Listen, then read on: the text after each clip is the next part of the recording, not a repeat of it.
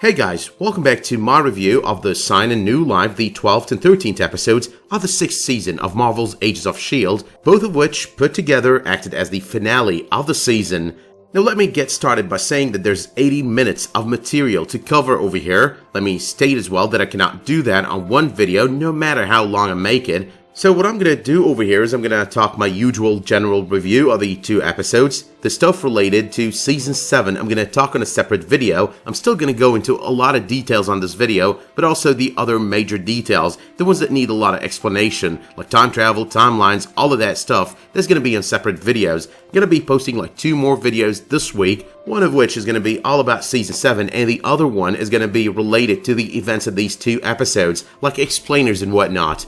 But here though is the one thing that I want to talk about when it comes to Season 7, that coming soon at the very end of the episode. Gonna start with that. Now I know that coming soon doesn't really sound all that accurate when you know that the next season is going to be sometime in spring 2020 or summer 2020. The truth is I don't think that's going to be the case. They're done filming the next season, they're done with the VFX for the next season, so it is kind of possible it comes even sooner than that. That brings us to my expectations when it comes to this context, and I'm thinking over here anywhere from an October premiere to a January premiere, with emphasis on December, sort of like Season 5 in January. Yeah, I know, October, that's a very short break for the series. Well, like I said, everything is already done. It's not unheard of. I mean, think about it this way. This is ABC. Freeform is a subsidiary of ABC, or sort of a child network. In my research, as soon as I heard the words coming soon, ended up yielding a very interesting result. There's this series, Good Trouble. Apparently it's a spin-off of some other series. I think it was called The Fosters or something. And pretty much this series aired its first season early this year, aired its finale on April 2nd, and then aired the premiere of the second season on June 18th. That's pretty much a 2.5-month break, so yeah, that kind of thing is kind of possible.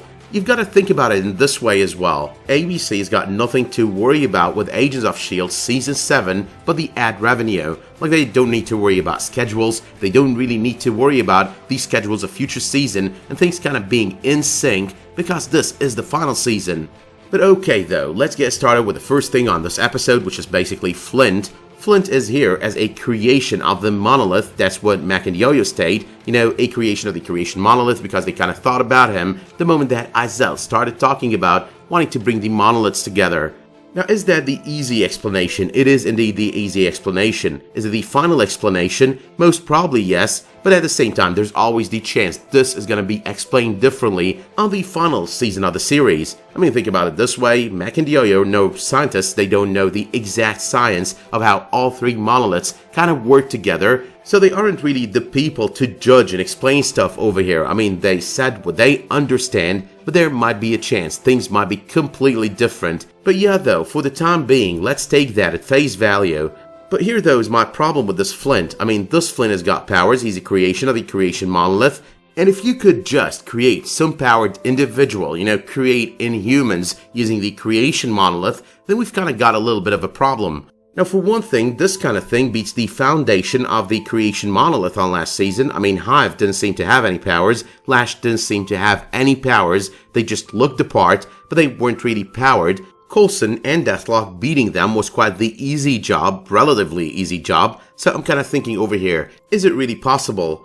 Now, I could consider that a retcon for the purpose of this season, but the major problem I really have here, the bigger problem, that's all about the ability to create powered individuals using the monoliths, because that means that you're killing the foundation of how Inhumans are created, and that's a major problem for me. I mean, you're cheapening the idea of having superpowered individuals.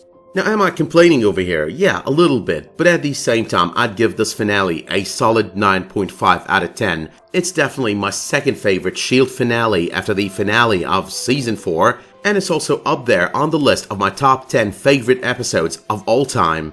Now, I know some people might rage over what I'm saying over here. I mean, how dare you complain about our favorite series? Well, it's my favorite Marvel series, my favorite comic book series as well. But I just don't want to cheerlead a mistake, an obvious mistake, because here's another thing. Izel did make it clear that, you know, the creation monolith was not specific to humans. The only thing specific to humans was that they imagined their fears, so it acts more like something that creates their fears, The thing is, she could also have used it. She could have brought the monoliths together. She even mentioned she thought Mac and Yo-Yo would recreate the monoliths for her. So why wouldn't she just use the energy herself, imagine the monoliths, and get the monoliths back up and running? The heart of the matter is, all of this was done in order to bring Flint back, and I'm not complaining about that. We really liked seeing Flint. We like having Flint back, but nonetheless, this was not really the perfect way. But okay though, the arc of Flint is pretty simple over here. He comes in, he doesn't want to help Azel. Azel possesses him. She ends up using his powers to bring back the monoliths together, ends up bringing them back together indeed. He tries to free his friends, he succeeds, he ends up being broken and injured by none other than Azel. But before he's injured though, he's got a conversation going on with Mac and Yo-Yo, asking them if Azel is the destroyer of worlds. So yeah, flat out reference to what they've been hearing about in the future, thinking possibly it was Daisy, but also what they were hearing in the future. But finally though, Flint wants tacos, but the mystery of the episode kicked in right after that though. What's a drive-thru? But yeah, long story short, Flint reunites with as many people as he could reunite with, including Deke. Piper is taking him away in order to save the little kid, and we might actually end up seeing him a lot on Season 7. But one final thing to make clear over here though is that Flint was there not because they feared him. I mean, if we assume that's true, he is a creation of the creation monolith, which like I said, let's take it face value. He's not there because they feared him, but because they rather feared what he could do and how that would help Azel. But moving on though, early on in the events of the episode, we get yet another mention of Robby Reyes. I mean, I kinda thought this is gonna pay off by the end of the episode, us seeing the Ghost Rider. That's a total of so many Easter eggs, one very direct, very clear Easter egg, with the flaming head, and 3 flat out name drops. Now yeah, my theory did not pan out. I mean, we did not see the Ghost Rider over here, but the hints were kinda hinting in a certain direction. A lot of hints this season when you think about it, out of Season 4. Now you need to remember that all these mentions kind of lead up to the idea that they're reminding us of Robby Reyes because he's got his series on Hulu, the Ghost Rider series, but also there is the possibility we're going to be seeing him on Season 7. That's still a possibility, not discarding anything out. The other thing to think about over here is that in a very indirect manner, we did get a payoff for all these mentions. I mean, this season was pretty much infested with Season 4 references and Easter eggs, including that figure that we did see in Sarge's dreams that kind of looked like Ada. Now, I'm not trying to sound right over here because I did state at the end of the day we're gonna get the Ghost Rider, probably get the Ghost Rider on the finale. But what I'm saying over here is it kind of paid off in a different fashion. The last time we saw the Ghost Rider was pretty much on the LMD arc, post the Ages of Hydra arc, and that's what we got at the end of the episode, an LMD Coulson. But more about the LMD Coulson and time travel part in a bit though. Now, we've got May and Coulson having a moment there, on their way to the temple. We've got May pretty much telling him that he's a good guy, deep inside a good guy, that she believes he is a good guy deep inside, that he can win this. We've got him making that statement, kind of felt like overkill. I mean, for some reason, the moment I heard it, even before we got those looks from May and Daisy, I was like, I've definitely heard Coulson say these words before, just don't remember which season or what episode. But I've got to say, for weeks now, I've been using the word exercise Pachacutic out of Sarge to bring back Coulson, and that's the exact word that was used on this episode. That was really good, even though it didn't pay off, because it was also a good throw-off. We do get some good Shrike versus May, Daisy, and Sarge action, felt throughout that, including that statement that I just mentioned at the end of that fight, like it was really Coulson there. I did love how May is just trying to bring out the good in this guy, regardless of Coulson. Like Sarge breaks it down to her, if he breaks Pachacutic loose, that's all that's gonna be left, and May tells him, maybe Phil Coulson is gone for good, but I believe there is good in you. Phil Coulson or not, there is good in you. But at this point though, and after she recreated or rebuilt the monolith, Azel has opened the portal, kind of melted them together to open the portal.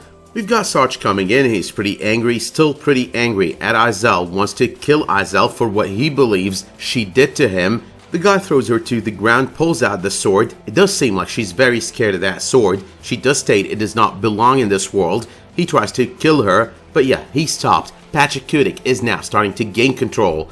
Now there was that lovely scene with the two of them trying to, get Sarge on their sides. Like, one is trying to bring out the Coulson inside him, that being May, and Azel is pretty much trying to get the Pachacutic inside him out.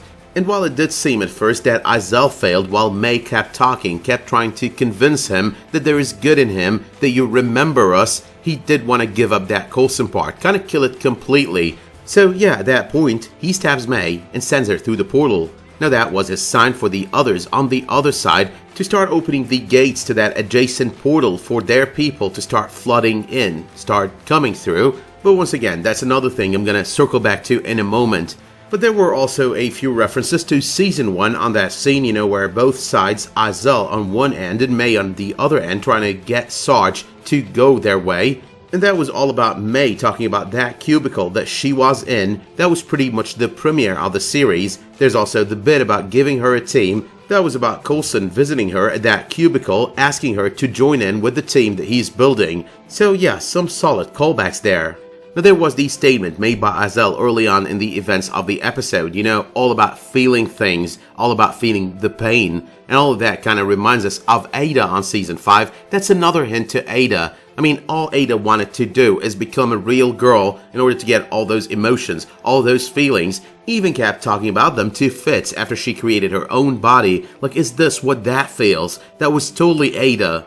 But yeah though, almost done with my comments on the first of the 2 hours of the finale. We've got whatever Nana and Boba want, obviously run it by me first, and then do whatever they want. That was pretty much one of the funnier moments in the episode. You know, Deke revealing it all to Fitz Simmons. We've got the Shrike-killing bullets created by Deke. That was pretty solid, pretty good, even though we know now that it was all with the help of his team. We've got a total reference to Season 5, you know, Fitz going back to his very old Fitz self when it comes to Deke. You know, hating Deke, not liking what Deke's doing. And while Deke kind of gives him a reason for that, even though he does explain later on, because that's when we also get a real moment from Deke. I mean, Deke is always the funny guy, sometimes a little bit of a stupid guy as well, with what he chooses to say or do in order to sometimes even impress people. But in the end, we got a real moment. Even though he kind of mixed the funny, we get the mention of the lemons. You know, the woman that he gave lemons to doesn't even care for him. That's talking about Daisy, that's talking about the lemons out of Season 5. We've also got an explanation as to why he built this company. I did this because no one liked me. He built it because his friends and his world are gone, and he didn't get Daisy. That was a very, very real moment from Deke. Well acted as well. Now, it was really good how he made the jump out of the lighthouse and into the temple after fixing the machine. I did love as well how they created the inhibitor, the thing that Deke has got a lot of credit for here, and that's basically the thing that stops Izel from being able to possess or inhabit people. You know, messing with her harmonic frequency, so that's how he stopped her when he got there. Did love as well how he saved everyone, how he finally got the appreciation that he's been waiting for. Thank you, Agent Shaw.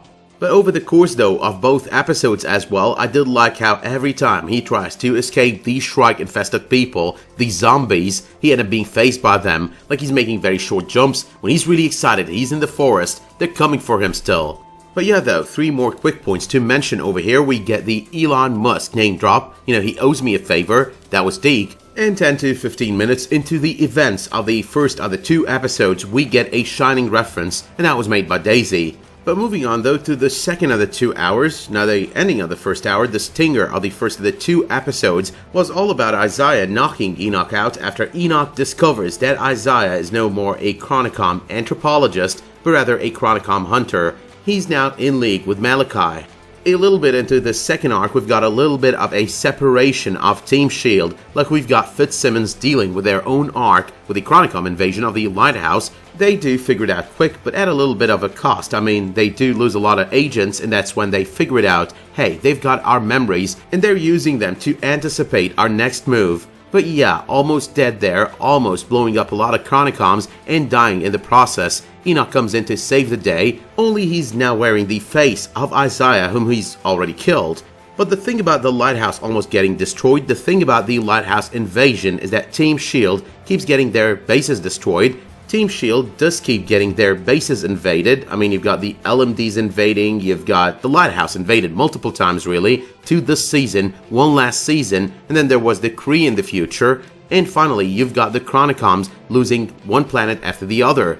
They lost Chronica 1, they lost Chronica 2, and now they're creating Chronica 3, which by the end of the next season, they're gonna be losing as well. But yeah though, the entire arc over here kind of went to establish two things. Number one, Enoch is going to be part of the team next season. That's a great thing, by the way, because we all love Enoch. And then number two, you're going to have to do something that's going to change the course of your life. This is the hardest thing you've ever had to do. And that's pretty much all about the very much expected time travel coming our way next season.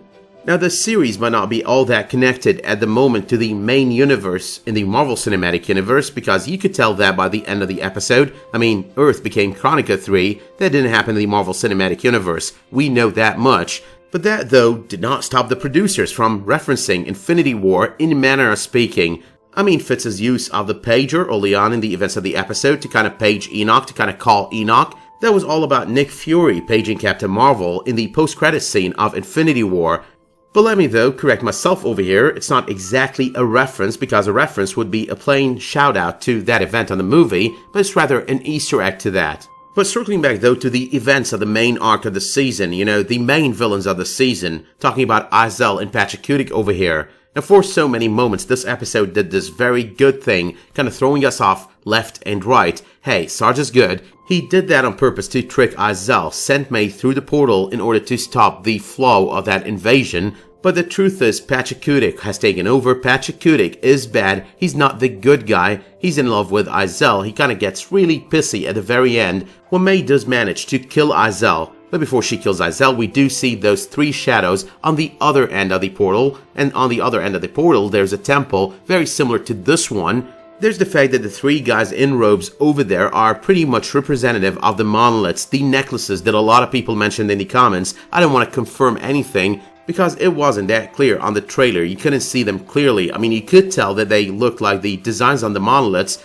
but the images, though, weren't really clear, so you could tell more as a hunch rather than an actual, hey, yeah, they do represent the monoliths. Those necklaces do.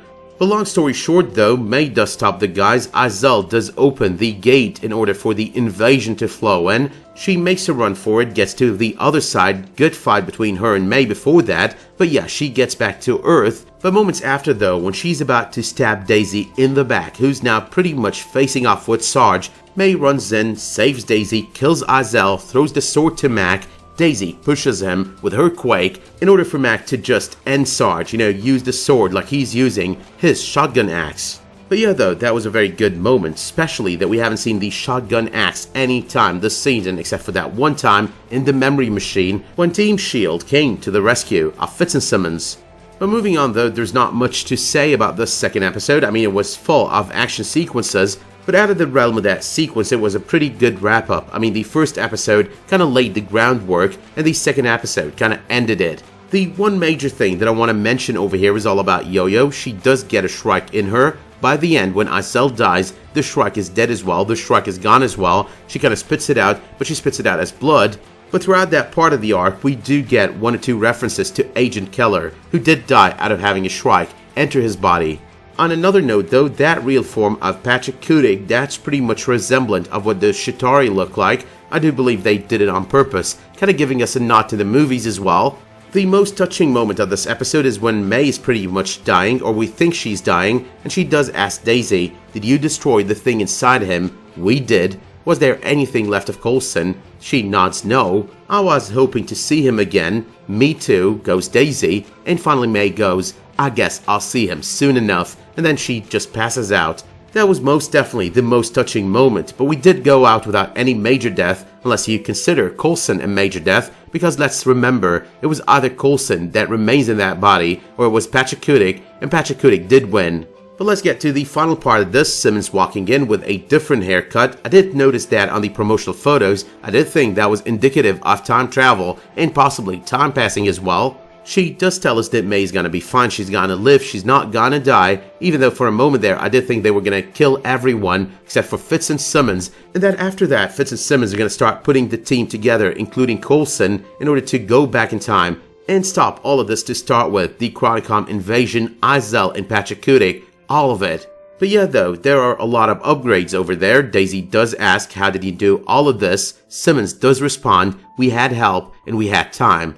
It's pretty obvious that they've already time traveled after they talked to Enoch, earlier in the events of this episode. It's pretty obvious as well that they've got help from either Enoch or Enoch and others. So you could think Tony Stark, you could think Howard Stark, and you could think a totally new character out of the comics that they might introduce on Season 7. My bet though is on Howard Stark. Doesn't matter if that's their past within the Marvel Cinematic Universe, even if they drop the name Tony Stark as someone that helped them, because in the end, and you gotta remember this is most definitely, and for now, a different timeline.